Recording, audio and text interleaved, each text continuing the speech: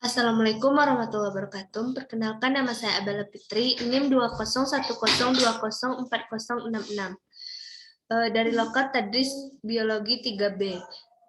Baik, di sini saya akan menjelaskan tentang teknik sampling. Yang pertama, konsep populasi dan sampel. 1. Populasi. Setiap penelitian memerlukan sumber data, yaitu subjek dari mana data dapat dikumpulkan, apakah dari populasi atau sampel. Suatu penelitian yang ideal apabila penelitian tersebut melibatkan seluruh populasi atau penelitian populasi. Hasil penelitian populasi biasanya menghasilkan generalisasi. Populasi adalah keseluruhan objek yang akan atau ingin diteliti. Populasi ini sering disebut juga universe. Anggota populasi dapat berupa benda hidup maupun benda mati, di mana sifat yang ada padanya dapat diukur atau diamati. Populasi yang tidak pernah diketahui dengan pasti atau diamati. Populasi yang tidak pernah diketahui dengan pasti, jumlahnya disebut populasi infinite atau tak terbatas. Dalam populasi yang jumlahnya diketahui dengan pasti atau populasi yang dapat diberi nomor identifikasi, misalnya murid sekolah, jumlah karyawan tetap pabrik, dan lain-lain, disebut populasi finite.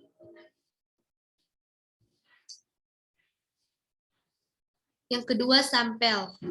Untuk mengatasi keterbatasan, maka penelitian ilmiah umumnya dilakukan terhadap sebagian dari populasi yang disebut sampel. Sementara cara memilih atau menentukan sejumlah tertentu atau sebagian dari keseluruhan populasi tersebut dinamakan sampling. Penelitian yang dilakukan terhadap sampel inilah yang dikenal dengan penelitian sampel. Meskipun penelitiannya merupakan penelitian sampel, akan tetapi kesimpulannya akan dikenakan atau digeneralisasikan terhadap populasi. Alasan perlunya pengambilan sampel. Yang pertama, keterbatasan waktu, tenaga, dan biaya. Yang kedua, lebih cepat dan mudah. Yang ketiga, memberi informasi yang lebih banyak dan dalam. Yang keempat, dapat ditangani lebih teliti. Generalisasi dari sampel ke populasi mengandung risiko terjadinya kekeliruan atau ketidakakuratan karena sampel belum tentu mencerminkan secara tepat keadaan populasi. Teknik sampling. Untuk memperkecil kekeliruan dalam melakukan generalisasi dari sampel ke populasi. Untuk memperoleh sampel yang mencerminkan populasi.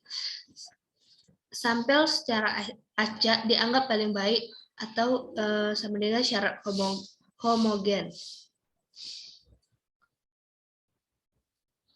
Meskipun ciri kerepresentatifan sulit untuk dibuktikan, akan tetapi kita dapat mendekatinya secara metodologis melalui parameter yang diakui kebaikannya, baik secara teoritis maupun secara eksperimental.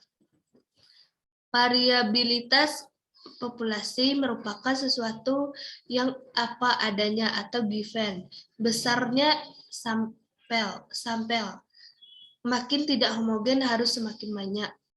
Kecermatan memasuki ciri-ciri populasi dalam sampel. Makin lengkap makin baik. Teknik penentuan sampel. Makin tinggi tingkat rambang, makin tinggi tingkat representatifnya. Teknik sampling. Faktor-faktor yang mempengaruhi penggunaan teknik sampling. Masalah yang dihadapi serta tujuan ingin dicapai. Besarnya populasi dan jumlah sampel yang diperlukan. Biaya yang tersedia. Kemudahan untuk memperoleh sampel tersebut guna penelitian. Simple random sampling. Proses pengambilan sampel dengan memberi kesempatan yang sama pada setiap anggota populasi untuk menjadi anggota sampel. Proses memilih sejumlah sampel N dari populasi N yang dilakukan secara random.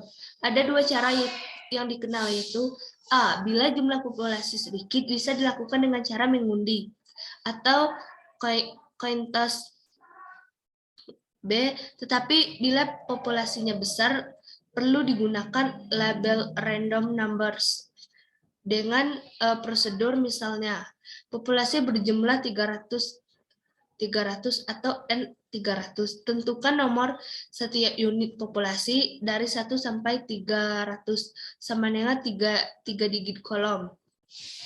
Tentukan besar sampel yang diambil, misalnya 75 atau 25%.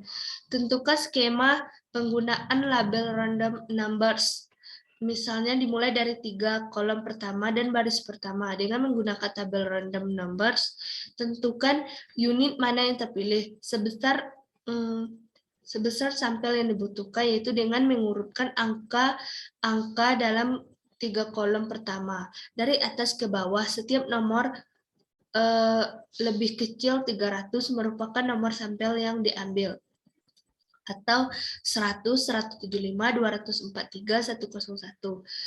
Bila ada nomor lebih dari 300 tidak diambil sebagai sampel atau N300 jika pada lembar pertama jumlah sampel belum mencukupi, lanjut ke lembaran berikutnya.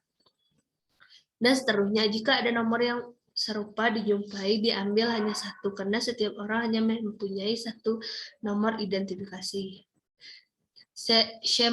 Systematic random sampling. Proses pengambilan sampel, setiap urutan KK dari titik awal yang dipilih secara random, di mana K sama dengan N per N. N jumlah anggota populasi, N jumlah anggota sampel.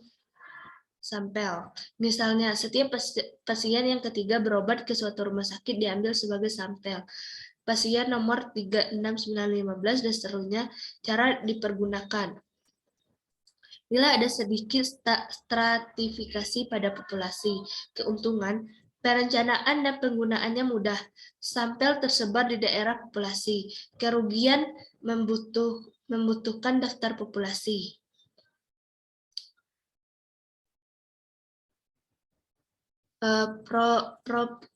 Proportionate stratified random sampling. Sampel acak secara proporsional. Menurut stratifikasi digunakan apabila peneliti beranggapan populasi memiliki jumlah anggota yang besar serta memiliki perbedaan berkarakteristik antara strata tingkatan yang ada, dan perbedaan tersebut dapat mempengaruhi variabel. Langkah-langkah sampel dengan karakteristik atau strata yang berbeda, atau usia, pola pikir, gender, tingkat pembiakan. Populasi digolongkan berdasarkan karakteristik yang diperlukan. Stratifikasi diambil secara acak atau random berdasarkan jumlah proporsional menurut proporsi yang ditentukan. Sampel secara acak secara proporsional menurut stratifikasi. Kesimpulan akhir dapat dikenakan kepada seluruh populasi atau kelebihan sampling ini. Cluster sampling. Pengambilan sampel dilakukan terhadap sampling unit, di mana sampling unitnya terdiri dari satu kelompok atau cluster. Tiap item atau individu di dalam kelompok yang terpilih akan diambil sebagai sampel. Cara ini dipakai bila populasi dapat dibagi dalam kelompok-kelompok dan setiap karakteristik yang dipelajari ada dalam setiap kelompok. Misalnya ingin meneliti gambar karakteristik atau umur, suku, pendidikan, dan pekerjaan. Orang tua mahasiswa FK USU, mahasiswa FK dibagi dalam 6 tingkat atau 1 sampai 6. pilih secara random salah satu tingkat 2 diambil sebagai random salah satu tingkat atau misal tingkat 2. Maka orang tua semua mahasiswa yang berada pada tingkat 2 diambil secara cluster.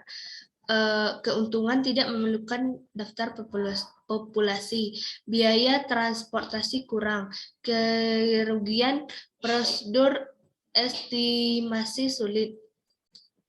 Hanya itulah yang dapat saya sampaikan. Lebih dan kurang saya minta maaf. Saya tutup dengan Assalamualaikum warahmatullahi wabarakatuh.